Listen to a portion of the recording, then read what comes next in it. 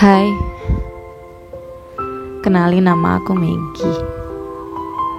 Aku kuliah di salah satu universitas di Lampung, tepatnya di Universitas Muhammadiyah Mitro, program studi bimbingan dan konseling, Fakultas Keguruan dan Ilmu Pendidikan. Aku adalah salah satu dari beberapa orang, atau mungkin kebanyakan orang juga merasa seperti aku. Ya, sulit untuk berkomunikasi dan bersosialisasi dengan orang yang baru, suasana baru, lingkungan baru. Di awal semester aku selalu sendiri. Pulang dari kelas sendiri, main sendiri, baca buku sendiri, belajar sendiri, dan semua aku lakukan sendiri. Tapi suatu hari aku merasa perlu buat aku melakukan perubahan. Tentunya perubahan yang membuat aku jadi lebih baik. Dan akhirnya aku memberanikan diri untuk mengirim pesan ke salah satu teman di kelas yang dulu aku lihat sama seperti aku, sulit untuk bersosialisasi. Tetapi waktu semester 2 dia sudah berubah. Dan akhirnya setelah aku mengirim pesan ke dia mengajak aku buat ikut bimbingan kelompok dengan dia. Dan keesokan harinya aku ikut bimbingan konseling kelompok itu.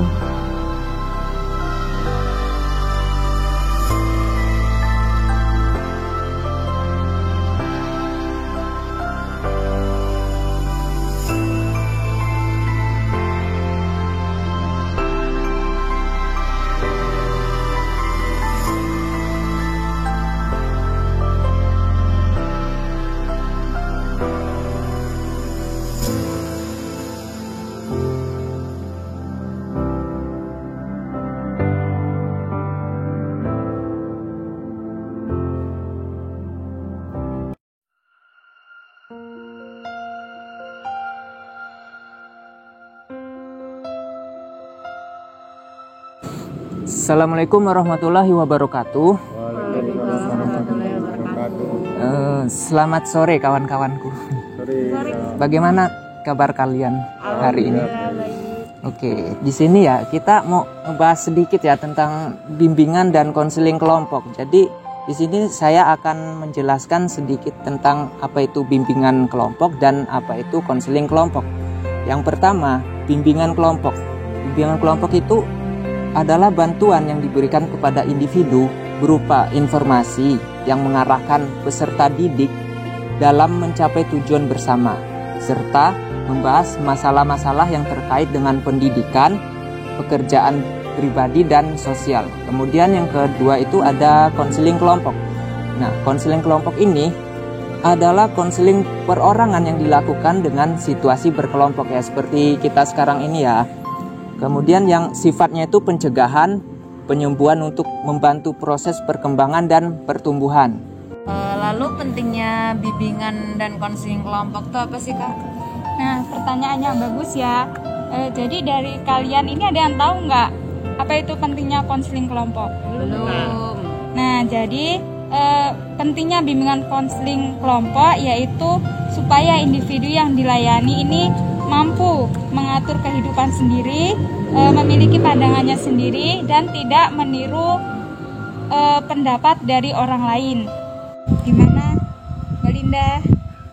Oke, Kak, sudah paham. Terima kasih. Ada yang mau ditanyain lagi? Kalau yang belum tahu boleh tanya. Lalu tujuan bimbingan kelompok itu apa ya, Kak? Jadi kalau tujuan konseling kelompok itu ada dua. Yang pertama ada tujuan teoritis dan tujuan operasional. Nah, yang pertama itu kan ada tujuan teoritis. Tujuan teoritis sendiri ini berkaitan dengan tujuan yang secara umum dicapai melalui proses bimbingan dan konseling, yaitu kemampuan bersosialisasi yang harus dimiliki oleh peserta didik. Nah, sedangkan tujuan operasional itu sendiri ialah disesuaikan dengan masalah yang sedang dialami peserta didik tersebut. Gimana Saudara Genta? Ada yang mau ditanyakan lagi? Kak, mau tanya sih, terus fungsinya bimbingan konseling kelompok itu apa ya? Fungsinya ya. Nah, jadi di sini fungsi dari bimbingan dan konseling kelompok sendiri yaitu sebagai fungsi kuratif dan preventif. Yang pertama itu ada fungsi kuratif, yaitu layanan diarahkan untuk mengatasi persoalan yang dialami peserta didik. Nah, yang kedua yaitu ada fungsi preventif, yaitu layanan diarahkan untuk mencegah persoalan tersebut. Dan ya, alhamdulillah, hasil aku ikut bimbingan kelompok itu sangat-sangat berdampak positif di diri aku. Aku jadi tahu bagaimana caranya aku buat sosialisasi dengan orang baru. Aku tahu bagaimana caranya untuk memulai komunikasi dengan orang yang baru.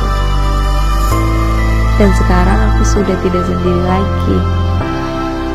Aku sudah memiliki teman. Dan aku berubah jadi lebih baik dari versi aku yang dulu. Terima kasih.